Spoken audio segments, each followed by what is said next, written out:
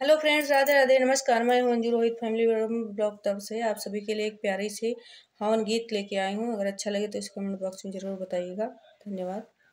अमवा के लकड़ी घिना के दिया ना ये जी, अमवा के लकड़ी घिना के दिया ना, या जुआई है भवानी रानी मोरे अंगना, या जुआई है भवानी रानी मेरे अंगना।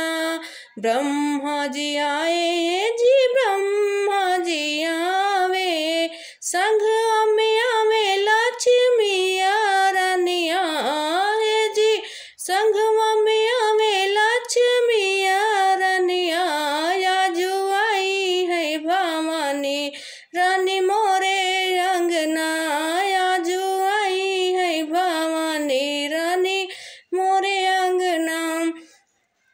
अमवा के लकड़ी घिना के दिया ना जी, अमवा के लकड़ी घिना के दिया ना, या जुआई है भवानी रानी मोरे अंगना।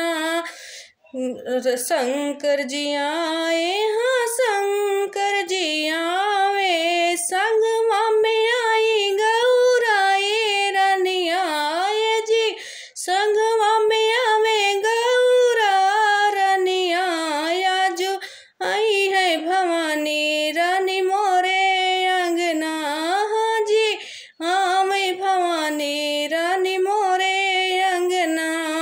राम जी आवे, हाँ जी राम जी आवे, संग में आवे सीताई रानिया, हाँ जी संग में आवे सीताई रानिया, या जुआई भवानी रानी मोरे अंगना।